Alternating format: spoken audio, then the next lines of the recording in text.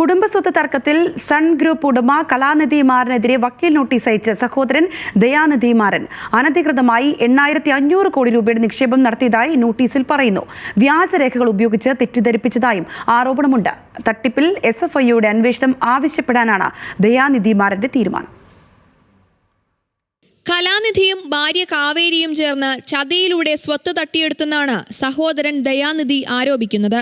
അച്ഛൻ മുരശൊലിമാരന്റെ മരണത്തിന് തൊട്ടു പിന്നാലെ ഓഹരികൾ നിയമവിരുദ്ധമായി തട്ടിയെടുത്തു. തട്ടിപ്പിലൂടെ സ്വന്തമാക്കിയ പണം ഉപയോഗിച്ചാണ് IPLലെ ഹൈദരാബാദ് ടീം, സ്പൈസ് ജെറ്റ് വിമാന കമ്പനി എന്നിവ സ്വന്തമാക്കിയതെന്നും ഈ ഇടപാടുകൾ കള്ളപ്പണ നിയമത്തിന്റെ പരിധിയിൽ വരുന്നതാണെന്നും ദയാനിധി ആരോപിക്കുന്നു. കലാനിധിക്കെതിരെ SFI അന്വേഷണം ആവശ്യപ്പെടാനാണ് നീക്കം. കൂടാതെ ഓഹരി വിഹിതം, സാമ്പത്തിക ഇടപാടുകൾ, റെഗുലേറ്ററി ഫയലിംഗുകൾ എന്നിവയുമായി ബന്ധപ്പെട്ടും തട്ടിപ്പ് നടത്തിയെന്ന ഗുരുതര ആരോപണങ്ങളാണ് കലാനിധിക്കെതിരെ ദയാനിധി ഉന്നയിക്കുന്നത്.